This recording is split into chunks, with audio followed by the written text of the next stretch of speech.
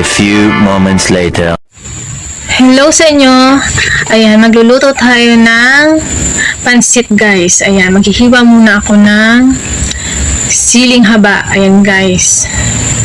Ayan, maghiwa-hiwa muna tayo ng siling haba dahil nga sa mahilig ako sa mahalang. Ayan, magluluto na naman po ang inyong lingkod ng pacham. At sana naman guys, huwag kayo magsawang manood sa aking mga video na mga lutuing pagkain pero pacham lang naman, walang alam sa pagluluto. Ayan, pero huwag kayong mag-alala guys dahil aaralin ko itong mabuti para lang sa inyo, char. Ayan guys, mag-gayat-gayat na nga tayo nitong pechay. Ayan, kasi lalako natin yan sa Mickey. Ayan guys, at dito na nga tayo tumutok sa paggagayat na rin pechay. At wag nyo na nga pansinin ang aking sinasabi at meron lang tayong pinagdaraanan, char. Alright, ayan na. Tapusin na natin itong paggagayat na ito at talaga namang ako'y nagugutom na.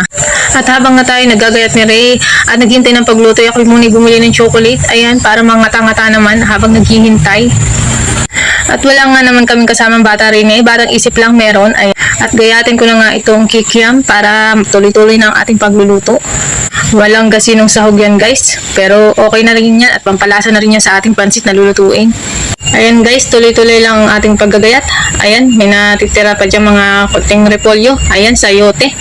Mga himay-himay na yan guys. Ayan, kasama yan doon sa pansit na binili ni Maril. Ayan guys. Ayan, gayat-gayatin na natin ere. At ito naman ay kasama doon sa isang balot na pansit guys. Itong mga ginagayat ko nito, kakaperanggot na yan. Ayan, okay na yan. At eto na nga guys, ang exciting part. Ayan, ang ating pagluluto. Ayan, lulutuin na natin ang pansit Mickey. Ayan guys, magluluto na tayo ng pansit Mickey. Sunod natin sa bawang ang kikiam. Ayan guys, so ayan, prito-prituhin lang natin yung kikiam guys. Ayan, halo-halo lang. Parang tunay. Ayaw, di ba? Halo-halo natin yan. Sunod natin yan, mga sayote, repolyo, carrots, ayan guys. Kasama niyan doon sa pansit na binili namin. At isunod naman natin itong pechay. Ayan. Kahit kakunti lang yung pansit, pag maraming mga gulay guys, the best talaga. Ayan. So, halu-haluin lang natin yan guys. Yung pechay na yan, ayan, para medyo malanta-lanta siya. Ayan guys, halu-haluin lang natin. Lagyan na natin siya ng isang pitchin na sabaw. Charot lang. Yung katamtaman lang guys, na sabaw. Ayan, pero mukhang napadaming sabaw ko guys. Sa bagay, mga kasama ko naman dito hindi naman kumakain ng walang sabaw. Pwede na yan. So, ayan, malapit nang maluto. Naku, makakakain na mi. Lagyan na nga natin siya ng pampalasa. Ayan guys. Siyempre, hindi yan makakain kapag walang pampalasa. Ang ating magic gulay. At ang ating the best na pansit.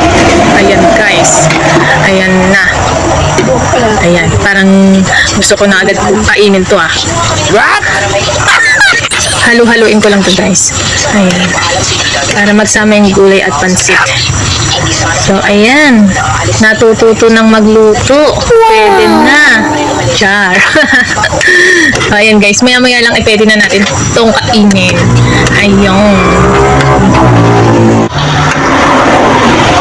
So, pwede na to guys. Tara na. Chibuga na.